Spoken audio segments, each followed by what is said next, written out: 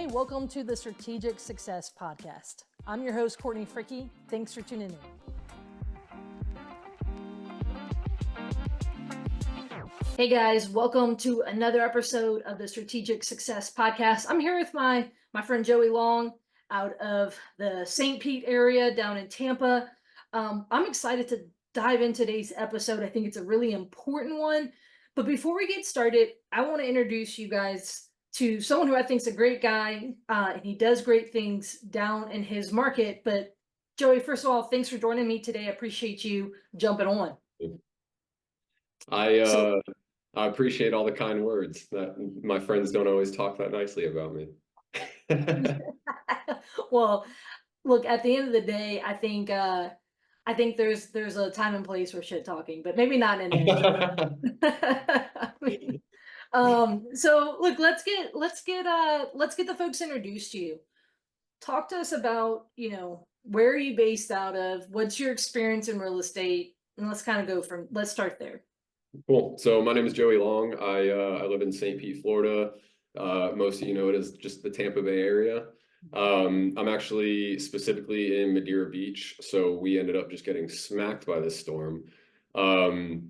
A little bit about my background. Courtney and I share the same, I would say, main mentor in Pete Fortunato. Has been the biggest impact on my career so far. So like Courtney, I focus mostly on the solution-based creative deals, structures that, most people just don't spend the time to navigate or to figure out. And then we either buy them, we wholesale them, we'll flip them, kind of do whatever. But all my knowledge back to Pete, like I always say. Sure. And you are born and raised in the area, is that correct? Yeah, I'm born and raised in Pinellas County. Only other place I've ever lived was Western North Carolina and the Florida Keys. So was a little bit of an interesting year to see both the places I've lived get smacked. Yeah, interesting. Well, so let's kind of speak to your background with hurricanes, because you're, born and raised in the area.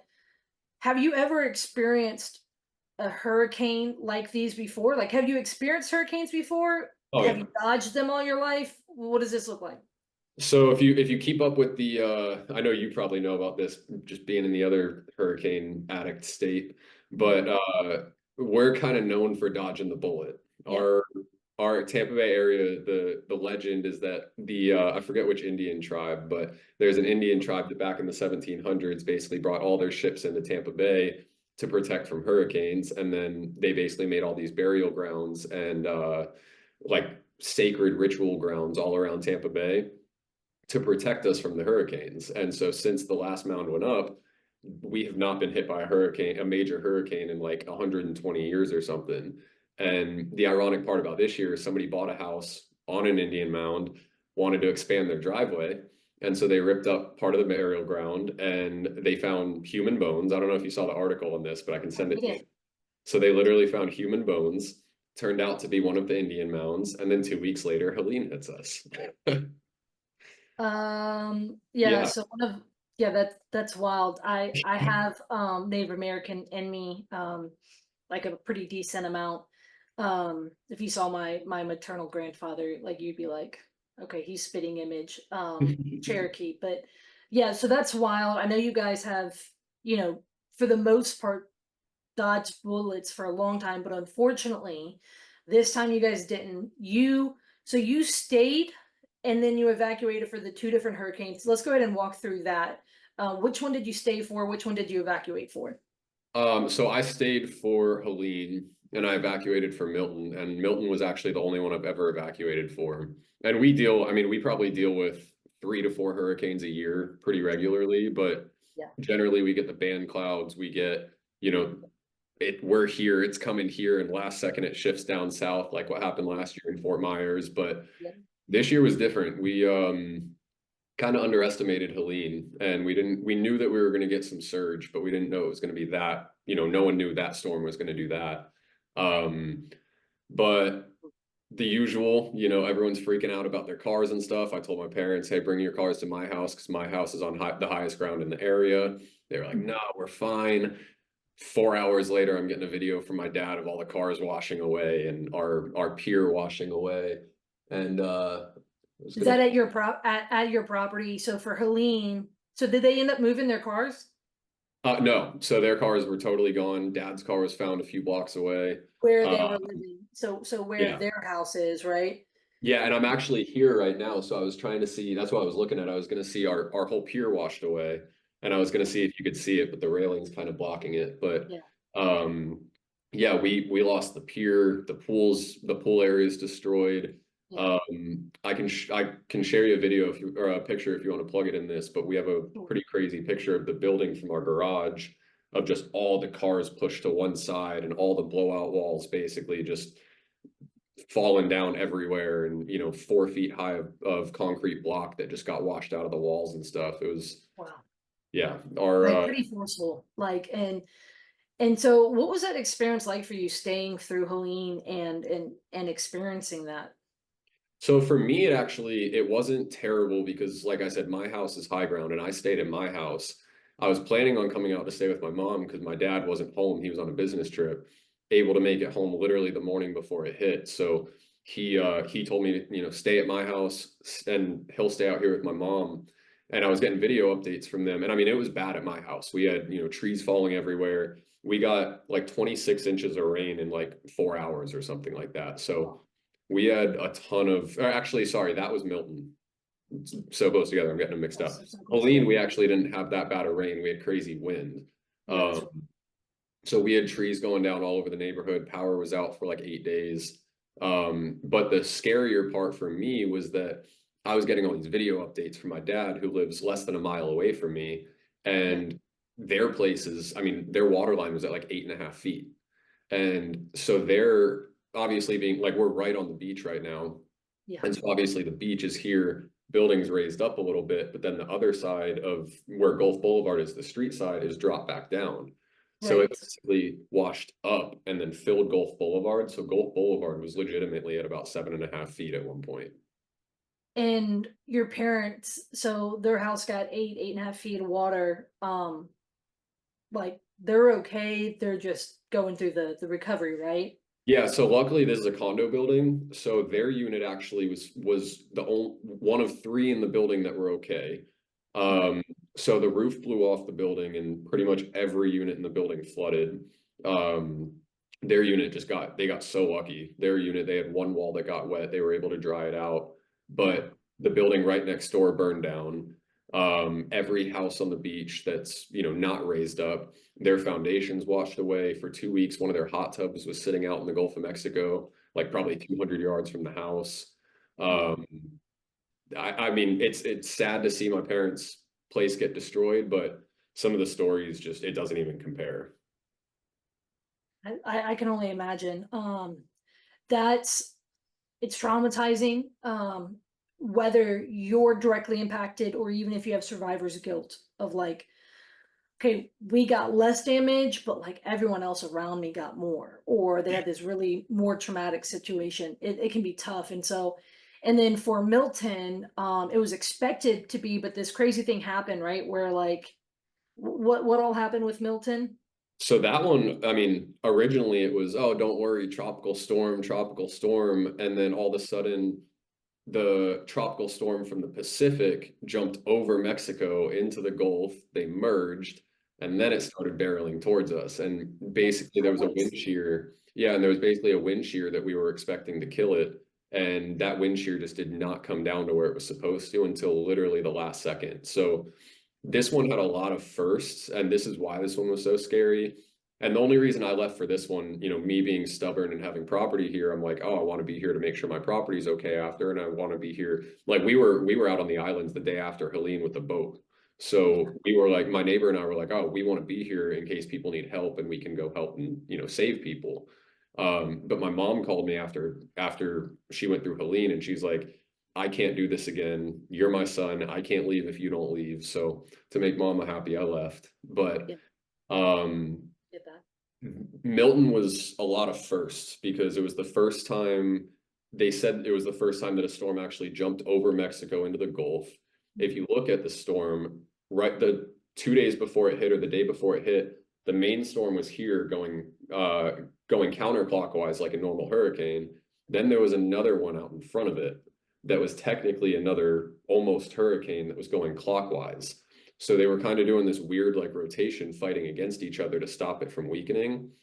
And then the day before it hit us, they dropped a fact or quote, whatever you want to call it, saying that there's a mathematical limit to the power of a storm that the universe can produce over this part of the ocean, and we're Right. 7 miles an hour away from that limit.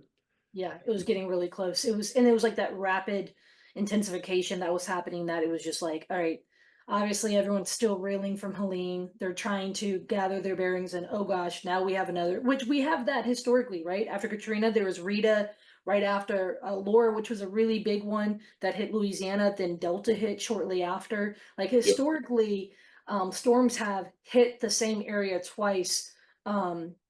Especially after one really big one. So Yeah, Katrina was really big, we had Laura that was really last year big. after Ian, where the two Yeah, crossed over the state and made the yeah, same path as Michael and yes, whichever one that was in '04. yeah. So okay, so now we have an idea of some of that. So let's kind of talk through, what are you seeing now real estate wise? So we had these two different storms. So and so just to recap, so Helene was water, Hmm. Milton was more the like the wind in, right? Like the wind Yeah, stuff, right? Because like didn't the bay like suck out or something like that? almost. So it didn't suck out as much as we expected because when it actually hit, the storm was going through an eye wall regeneration phase. So Mhm. there were actually two eye walls, which was another first. So the one hit Sarasota, and then the other very, very kind of minor eye wall went right over the Skyway Bridge and up Tampa Bay. Yep. So that held the water in there, but it wasn't surging the way we expected. Okay. If it hit probably 20 miles north from where it did, we would have been in a lot worse shape. But Milton was more so the what you expect from storms, just crazy rain, crazy wind, tornadoes, power was out for, a week and a half. Right. Um, but in all honesty, I'll take that over the storm surge any day. Okay. Granted, more of our area got damaged from the wind with trees falling and stuff, but when it comes to just overall destruction, the the roofs and the trees falling, those are getting taken care of already, and those were from Milton. But you drive up and down the beaches, you drive through Pete's neighborhood, and anywhere on the beaches, the side streets and the actual neighborhoods haven't been touched and that was from Helene. I mean, people are still ripping stuff out. We're seeing people that haven't even been back to their houses yet, which is creating all different kinds of issues with biohazard stuff. FEMA's getting involved. So now it really is a game of like wait and see. Yeah. But we're So still, sorry, go ahead. so and it is like, so to have people were starting the recovery process, pitting all of their, they were getting their house, pitting all that stuff to the curb, and then boom, another storm hits, and that stuff gets all thrown around, all that stuff, right? So and further saturated with rain, so now it's heavier to pick up and dispose of, like just all that stuff. Yeah. Very wild. So let's start going into, what are you seeing real estate wise, and the things that you're seeing that's impacting real estate. So you and I talked about a few things before. Which one would you want to start off with of some of the things you're seeing? Beaches, flood zones, waterfront. Everyone wanted that before. That Right. was everyone's goal. That stuff we got into this new kind of luxury phase before the storms that, $10 million houses were getting put up where, a single story house that's been there since the 30s was. Yeah. Um, Now it's very slow. You're seeing the stuff that was already being developed get finished, but I personally don't know any investors, especially the ones that were buying in flood zones. I don't know any investors right now that are wanting to touch flood zones. There are some people that are still wanting it for personal use because obviously now creates an opportunity for some people to build that family home on the water. Yeah. Um, but there's just so much uncertainty with FEMA and flood zone expansions and flood insurance. And I don't know if you heard, but next year they're basically going to require the entire state to have flood insurance. But now it's Is like my that house. speculation, or is that like has there been like a document from FEMA or from the state on I that? believe it. I believe it was documented, but don't quote me on that. That's something that I haven't dug into enough yet. But I believe it's being pushed. Yeah. So Um, All right, so you're seeing people, have fear with flood zones. Yeah. And look, living in the Gulf Coast region, which you and I both do, it's like flood zones, for someone who's in Ohio that, may not know what this is, or, Midwest or whatever, flood zones are, typically when you're buying a house, it's kind of one of the things you look at due diligence wise because it will impact, insurance. So Yeah. your flood insurance, right? If you get a mortgage, you have to have flood insurance. Um, but, even that's been seeing some changes over the years, the recent years with, FEMA 2.0 and all that stuff. So it's kind of like flood zones exist, but it's also with the new FEMA rules, which happened in 21, with FEMA 2.0. It's like a lot of things are at risk. It's like, what's your proximity to water? Well, I mean, we live in the Gulf South. Like we've got rivers and creeks and drainage ponds and everything, and lakes and everything Yeah. Not nearby. even near the water, like not Yeah, even near the ocean. And it yeah, just creates those weird pockets. yeah. So, all right. So you're seeing this level of fear around flood zones. And Um, caused by the 50% rule. FEMA yes. is pushing that heavily right now.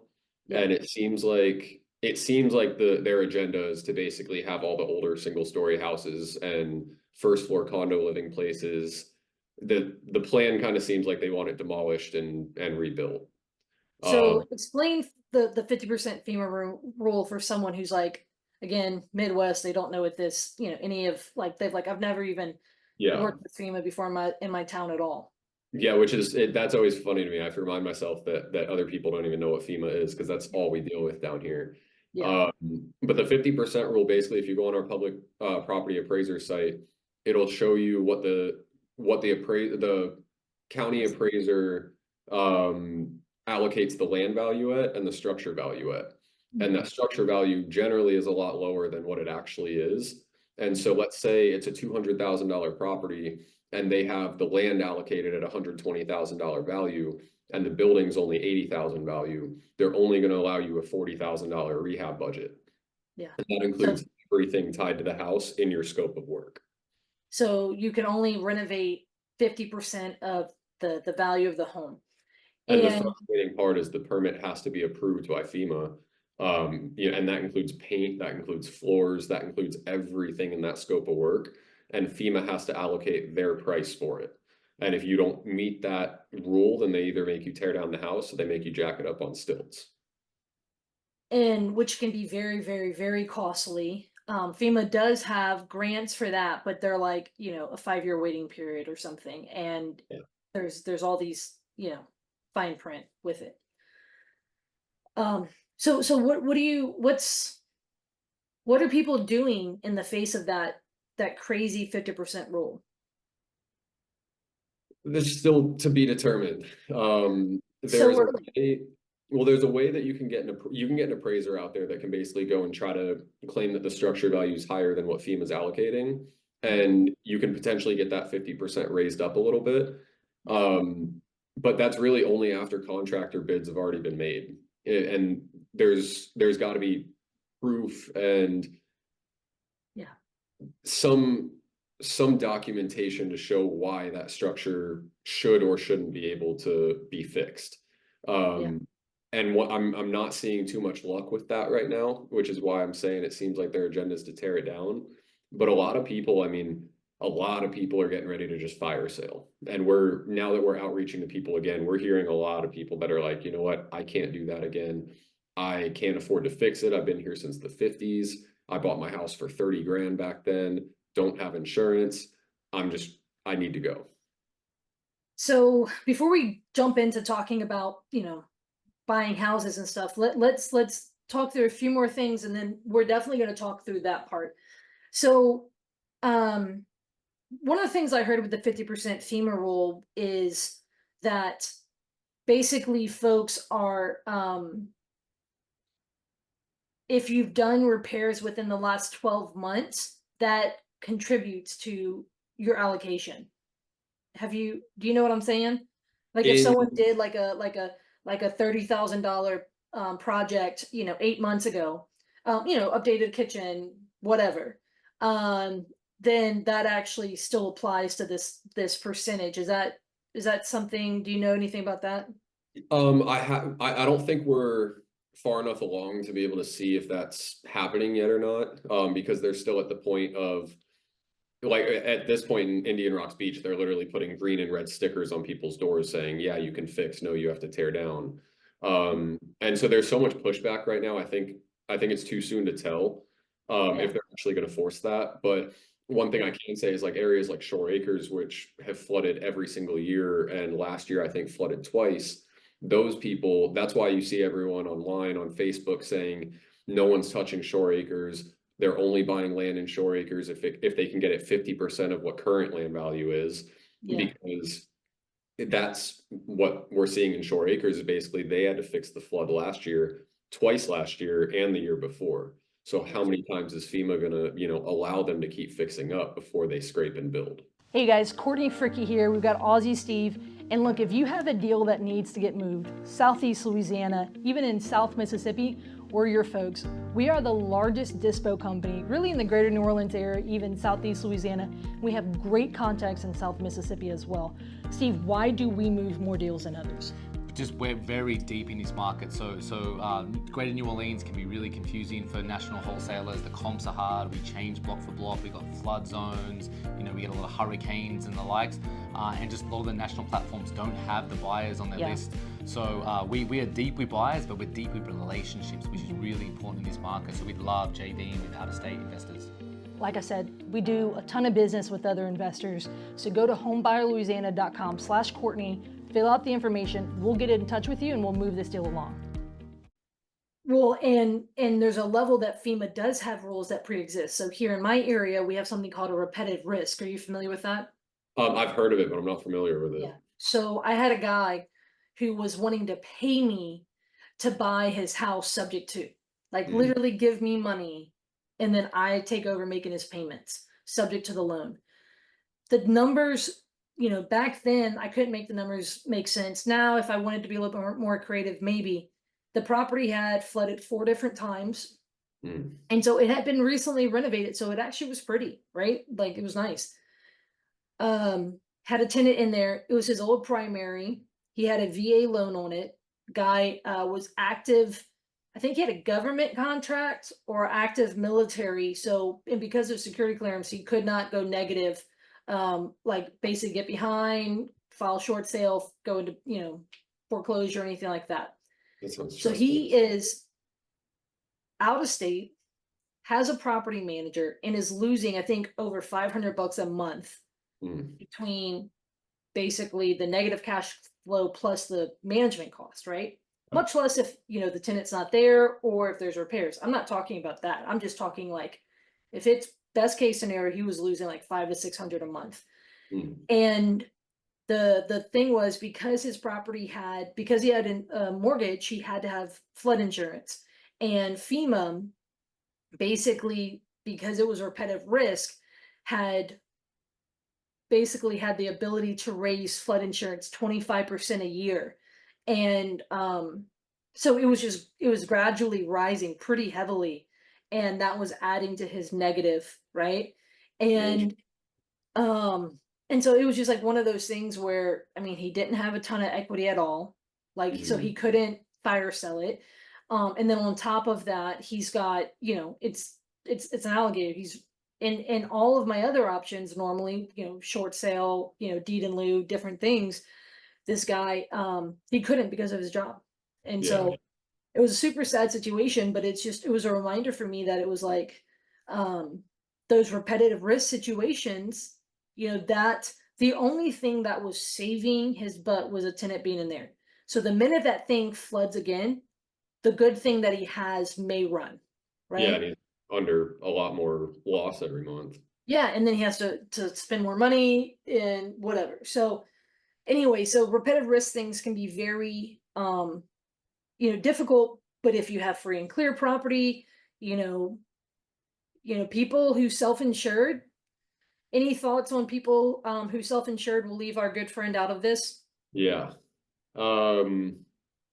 Like the people that you were finding that were either underinsured or self-insured, what are you finding? Are you finding that Florida had a lot of that? Yeah. Yeah. The hard part with insurance is last year insurance got pretty messed up when Fort Myers got hit last year, and we dodged that bullet because that was, or 2 years ago, whenever that was, but that was a Cat 5, and that one, if that hit us, still we wouldn't have anything here.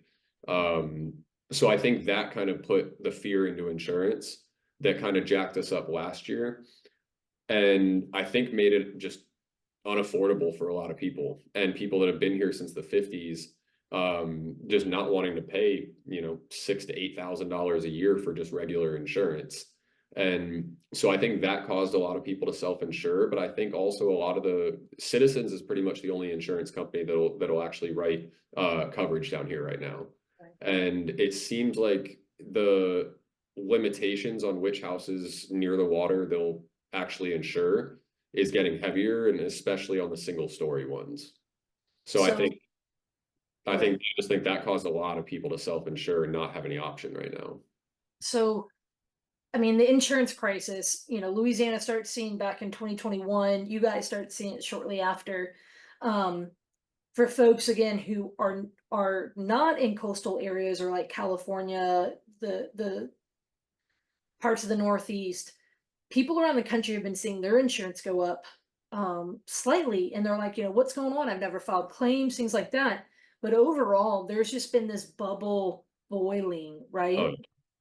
With insurance, and so it's carriers, either, going out of business and going belly up with bankruptcy and having to go into receivership with the state. And then the state, most people don't know this, but when you say Citizens, I know what it means because I have a Citizens in my state too, but everyone else does too. It's basically an insurer of last resort.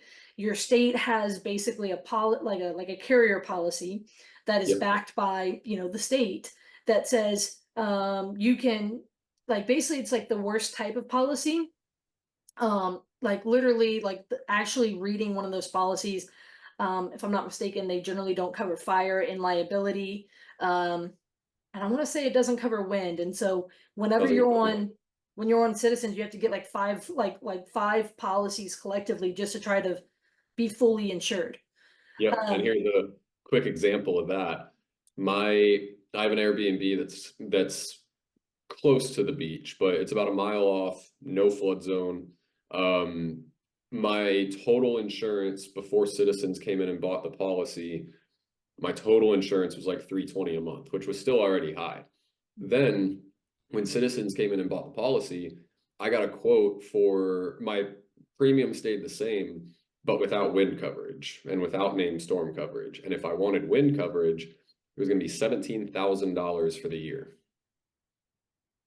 That wasn't even on the water or near the water.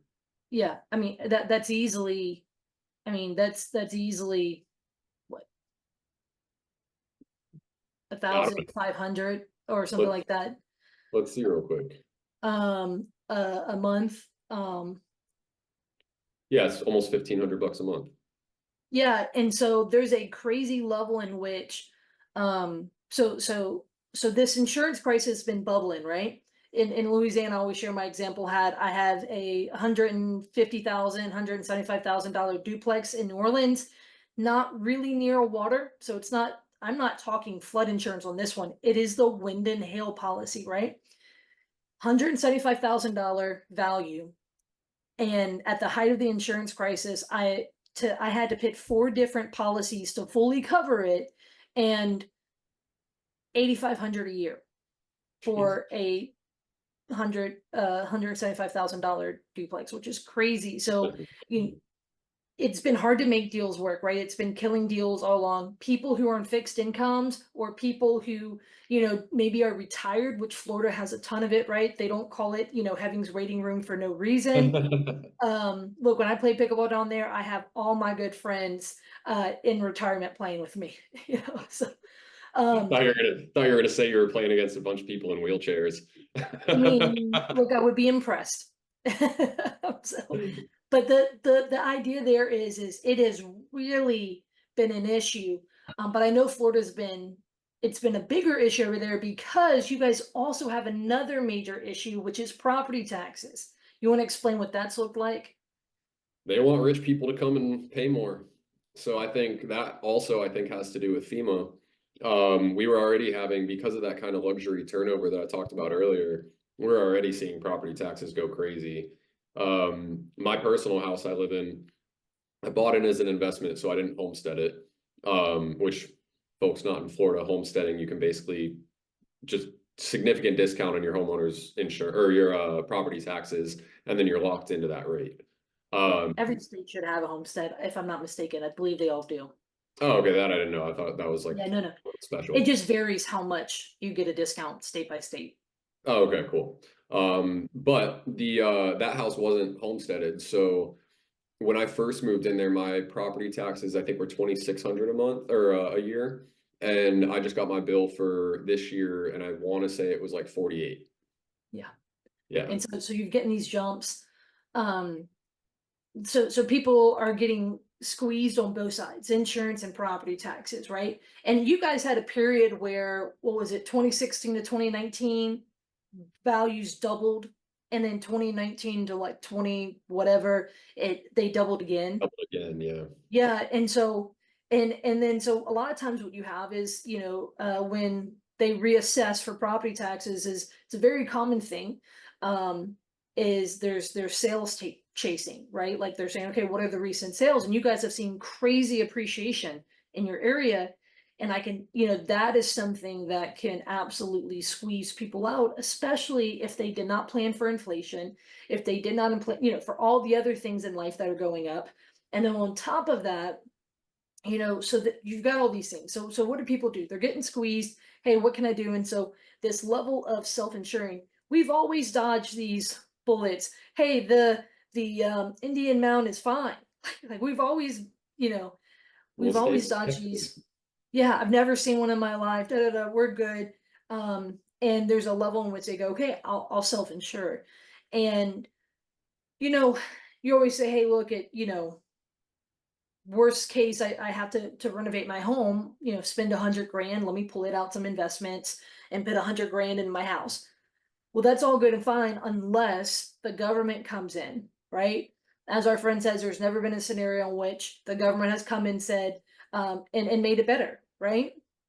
So the government comes in and then now is restricting, your ability to renovate without pitting these extremely, expensive restrictions. Like you can renovate if you do this, right?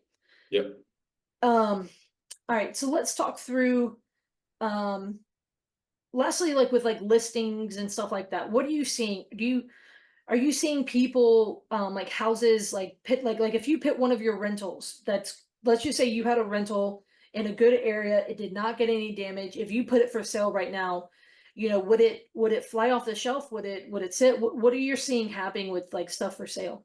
Well, so rentals people are flocking to obviously because they got displaced, but when it comes to sales, stuff not in flood zones that didn't get damaged that are, still at the right price point, it's still moving. But we've been, 60 days on market's been pretty average for the last 5-6 months now.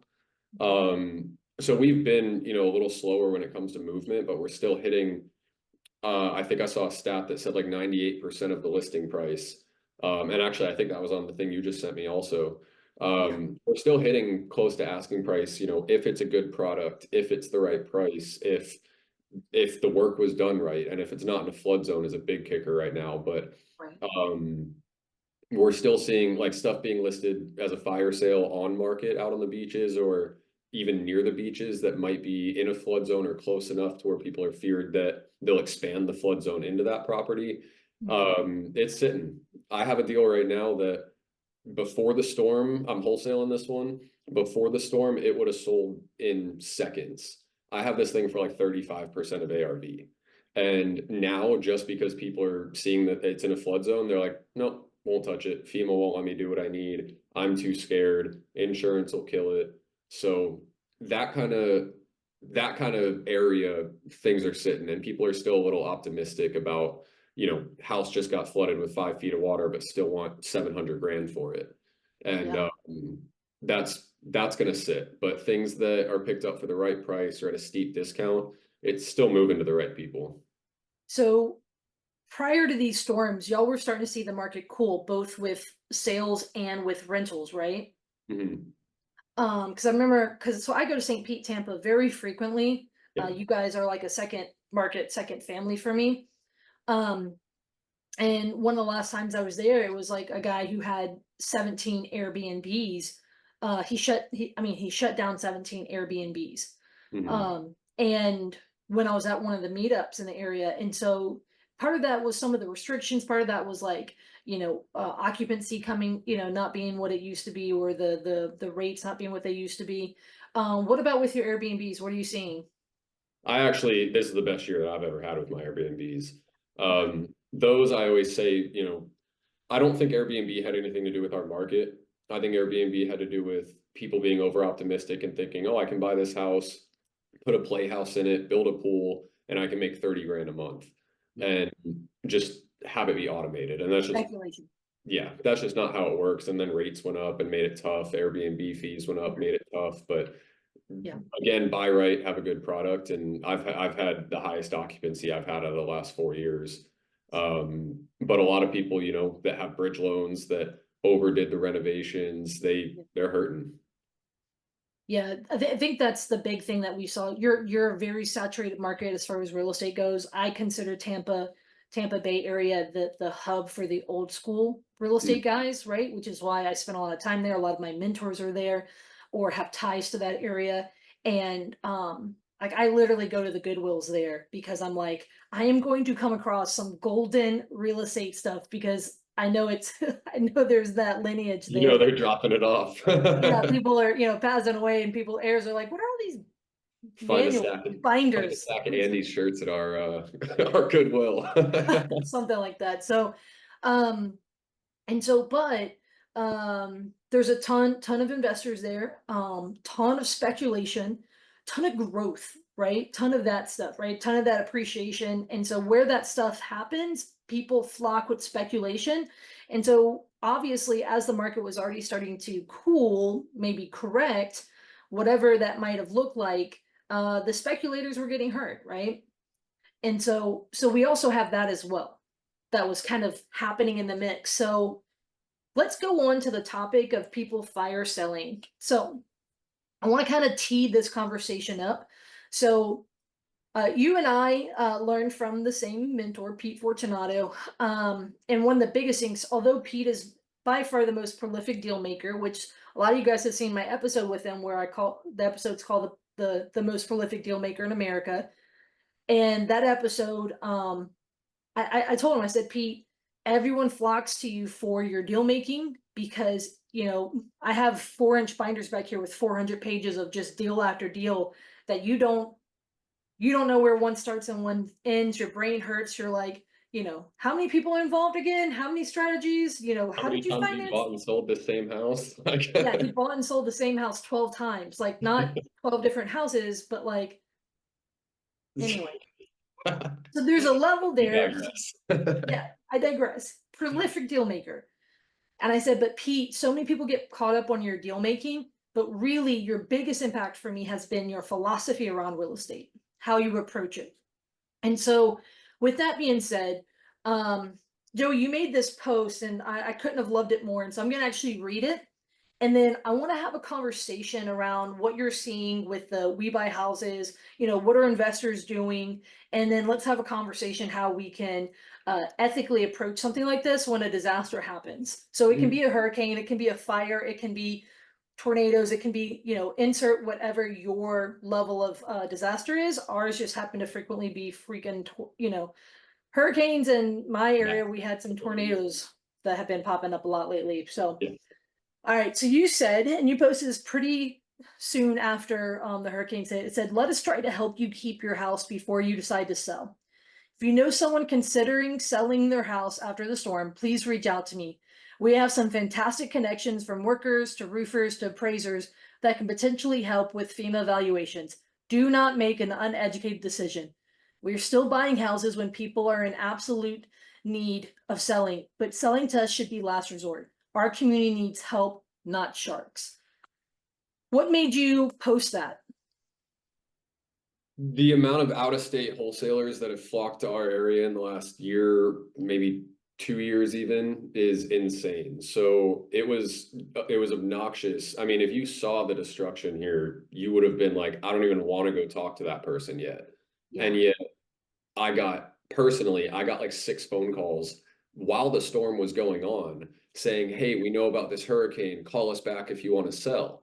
And it's like you can tell these people, and I mean, it's like Maryland zip codes or area codes. And like, you can just tell people have no idea what's going on. And then the days after the storms, you're seeing all these we buy houses signs, we buy houses as is, don't fix up your house, sell it to us. And it's just like, people don't need that right now. Their first thought isn't going to be, oh, let me, just sell my house for pennies on the dollar to some guy that put a sign up on the street. And also a lot of scams going on. So growing up here, I mean, common for scams after a hurricane. Yeah, I mean, I was at my parents' building helping them clean up afterwards, and our building manager was here helping. And we had probably 5 different people walk up and claim to be the building manager. And they were here to check on things. They were just trying to sell roofs or, sell services and one of them actually went up on our roof without permission and gave us a quote for our roof. It's like, we don't need people like that right now. I would have taken down that guy's company name, immediately reported him to the state because it would have been, and then also made documentation because he could have damaged your roof further. Exactly. So I got, he wasn't wearing a shirt or anything because obviously, but our building manager actually did figure out his company. And so I don't know if Pete sent you the article, but about a week ago, they arrested 81 people for scams and unlicensed work. And I actually dove into that list and their company was on there. Yeah. It's horrific what happens for folks who are not used to disaster. So we were in France when Helene hit, and I'm not gonna lie, it was very difficult for me because here we are, trip of a lifetime. We got engaged on the trip. It was very celebratory, right? Mhm. But at the height of like the place we were staying at where we got engaged, we were there for 4 days. Very beautiful countryside, Provence, chateau. We're there for 4 days. And there was it was like less than 20 rooms on the place, so like very intimate. Mhm. And there was a wine tasting tour group from America, and they were from Boone, North Carolina. And so like every morning at breakfast, we would hear them, or in the living room of the chateau, we would hear them talking. They didn't know the status of their home, their families. And I had so many strong Hurricane Katrina flashbacks, which was, that was my big storm. I've had a few other storms, but that was my main big one. Yeah. But then, even most recently, Hurricane Laura hit 3 hours from my house, and I was there within 24 hours going and doing some work. And that just the things that you see, a lot of people know right after a storm, you generally need to have your little friend on you strapped, because I mean, between people's backs are against walls, people feel because people are disoriented, they can kind of get away with stuff. And then people flock. Lastly, people flock in from out of town being like, I want to sell your goods and services, like sell you goods and services. And truly, a market like that, when a hurricane happens, needs the help of other reputable companies because, well, however and how many roofers there were before, they can't service every roof in town that got blown off, while also dealing with their own loss and their own crews not having homes or whatever. So we do need the help, but obviously there is people are chasing. They're called storm chasers, and they're chasing the quick buck, and they often will scam people where maybe they should charge 20,000 for a roof. Instead they're saying, well, 42,000 is what our bid is, and some unknowing, unfortunately a lot of times, elderly person or something like that, they make an uneducated decision and they go with them and they get scammed. And so let's go back to it. So you were getting those texts about your properties and things like that. What do you think, for someone who, is there to help, what do you think? What would you what type of what type of thoughts do you have as far as how can one ethically and morally, you know, help but also respect the situation, given that So, we are house buyers? so that took us a little bit to figure out, but it seems like we got that dialed in right now. Kind of going based off what I was saying about everyone, just trying to make a quick buck and just everyone sending their sales teams out to, call everybody they can. We don't, if I don't get a deal from the hurricanes, I don't care. If I can help people like stay in their homes, I'd rather do that because it just, I always think what good you do comes back tenfold, but I won't be able to sleep at night if I just call somebody and say, hey, you don't know anything about the current situation. Let me buy your house for pennies on the dollar, and then not care about what happens next to you. Right. And so our approach has been, and again, because I'm born and raised here, maybe it's just my extra sentiment for the community. Sure. I'm not an emotional person, and I couldn't drive around without tearing up. And I could see friends' houses that, like Glenn, he had so many houses get damaged, and I've never seen him so torn up. And he's one of the strongest guys I know. So in my head, I'm like, how can we forget making money right now, but be that help? And fortunately and unfortunately, in our industry, sometimes that help is buying someone's house. But like you said, how do you approach that? So we have all our marketing channels set up. We have the cold calling, the direct mail, the door knockers. We have everything set up, which a lot of people don't have. So there's still use for that. So basically what we did was we put together a vendors list of just everyone that we could think of that we've used, that we've trusted. Most of them are friends from, our local meetings that, most of them. And we basically said, we called people and said, hey, what help do you need? We have all these great connects. We put them onto a list for the community. We have contact info. We have license numbers for all of them, so they're legit. And just call these people. Tell them I sent you. They all know me. And granted, I did work a referral fee in with, some of those companies because, they're going to be able to afford The good companies that are local that are ready to, like, okay, hey, let's say we have a roofing company, we're local and we're ready to get to work, they need all hands on deck. Yeah. And there's a level there that, sure, you're going out and as a part of that, you're doing some sales for them. Sure. Exactly. So I didn't feel bad about asking for a referral for them, but the goal for this was, send them out to the community, like let them go help people that need it. And the people that are in a position where they aren't able to fix up their house or they're just so done with it, they'll tell us when they want to sell. We're not going to have to ask. They're going to say, like, literally, excuse the language, but we had somebody yesterday say, F the help, I'm selling. Yeah. And so literally later today at about 4 o'clock, actually, I'm going to meet a restoration company over at her house to walk her through the biohazard issues because she hasn't even been back to the house since the first storm. So So, mold and all that stuff has pretty set in. yep, just mold floor to ceiling, the entire house, 1,500 square feet. So what she didn't realize until I told her is she actually can't legally sell the house unless she has it in writing that the buyer is going to do a mold remediation before they tear it down. Otherwise, she has to do the remediation before she tears it down. Otherwise, it's going to be a biohazard issue. Yeah. No, and she's in her 90s. She's in her early 90s. Yeah. No one would know that. And she was in the house when it flooded. So she's just so beat up mentally that she's like, I'm done. We didn't have to ask her that. We just offered to send her our connects. And then she told us that. Now is when we really come in with the help. And it's all right, step by step by step. And I know you do this too. And where I take pride in my business is it's not just, all right, we're going to buy this house and then buy. We're buying this house, but we're setting up a plan for her. All right, where are you going next? What's this money going to be used for? Do you have a place to go? Can we, give you any help in the meantime? So she actually might stay at one of my rentals because she has a place for the next month. And then she's kind of, nervous about where she's going. So we're kind of just holding her hand, walking her through the process. And all right, I'm meeting the restoration company. I'll let you know how it is. If you want to sell to us and want us to take the remediation on, we'll cover it. But obviously we will need a little bit lower price. So it's still a little touchy when you go to talk on prices, but the help is what people are needing right now. And the amount of appreciation we've gotten on the phones just from sending out this list. It's been awesome. And, you know, the selfish side of it, obviously, you know, I do still need to run my business. So the selfish side of it is that my company info is on there. You know, we can buy your house. We should be your last resort. But the unselfish part, I say 3 times in a 1-page letter, call me last. My number is last on that list. I have all the other contacts there first. Go see who can help you do what, then call me if you really need it.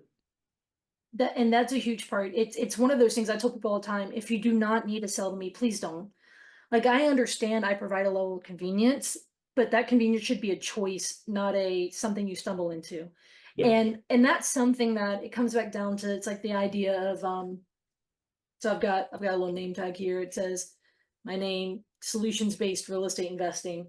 There And you it's go. like this idea that it's like, look, I'm here to provide a solution. If there's no problem, no reason for me to be here, right? But obviously when an area is wrecked with so many problems, it's also like, hey, I want to treat the person in front of me like a human and understand that most people's wealth, personal wealth, is tied up in their home. And so to just come in and equity steal, equity grab, you know, all of this stuff, it's like, hey, look, investors, I understand we build, you know, we make our money and we build wealth by buying houses, but don't do it off of someone else's back. They should Yeah. make an educated decision. And so I love that you tell them multiple times, hey, we should be your last resort, because some people ultimately do decide. They're like, hey, I'm getting out of Florida, or I'm getting out of this area. I no longer want to own them, or I don't want to get into the, you know, I don't want to live in a flood zone. I don't want to handle this level. I'm too old to handle a major renovation like this, and I don't want to hire anyone to do it for me. I'm done. I understand I'm selling. I'm now educated in my decision. I understand what my other options are, but I'm still choosing. That's what I want. I want my best clients. You know, I've mentioned this several times on my podcast, but I have one of my favorite business books right here on my desk, and it's where there's a story in it that talks about a business model where, you know, a lot of people's business models are where their best clients are uneducated, and that's not me. I want my best, like, I want my main like concept of a client is to be someone who's educated and they know what they're getting into. So Yep. I love that, Joey. I appreciate you doing that. Any other thoughts here, you know, just what we've been talking about as we start to land the plane here? Any other thoughts about what you're seeing, or thoughts about the, you know, coming in and cold calling and door knocking people? Like, what are your any other final thoughts here? Just do it right. The hardest part right now is people don't know what they're going to do, and they don't necessarily know what all they can do. I mean, FEMA's still figuring things out. The cities are still figuring things out. Insurance claims are not coming back yet. Like, No. people are still in that process. They don't, yeah. Yeah, and I mean, the amount of people that are telling us we haven't even had a contractor able to get out there yet. It's just, there's so much, it's going to be such a long process. Like, people are like, oh, the storms are a month away, or the storms happened a month ago, you know, things are rebuilt and things are back open and everything's great. But no, like, I mean, people can't even get contractors out to their house to get them the quotes to get to the insurance companies or to FEMA. So just offer people your resources, offer people, the people didn't have us as investors. That's all we do. We network, we build these connections, and we use them wherever we can. That's not what everyone does for a living. So our job as investors is to help people. And if you can help them by giving your connections that they never had the reason to build up, that's going to be very valuable to them. And the amount of people that are telling us, you know, hey, we're getting called by everybody, but no one else has offered us a list like that. Yeah. And the amount of thank yous we're getting, the amount of I appreciate it, the amount of, oh my God, this is exactly what I needed. Like, those people are going to remember that. And if they ever decide to sell, or if they have friends that get in that situation, they're going to send it. They're going to send them that list, or they're going to send them my way. And, you know, of course, I'm going to tell them the same thing. Here's the list. Go through, call me last. If we're still a fit for you, we'll talk. If not, you know, great. I'd rather you keep the house. But just don't call people and make it only about money. And don't call people and make it only about a hurricane just hit your house. Now let me be your help. Like, just be a nice person, be a human being. Don't be a salesman. Just don't be a shark. That's all it is. And one other thing I'll touch on with my mailers right now. So my marketing company, as you know, is Misty buys houses, Mhm. and that's Misty. Yeah, your dog. And Yeah. so I basically sent out mailers with the exact same thing. It has a QR code that you scan it, and it opens up the Google Docs form of all our connects. And it basically says, "Hi, I'm Misty, your Pinellas County, your favorite Pinellas County support pup." And says, That's "I've been here my whole life. You know, my owner Joey's lived here and was born here and lived here his whole life. We understand you're going through a tough situation. Here's our list. Here's what we do. Last resort, you know, we're here to help." Yeah. And it's just those type of, you know, soft touches where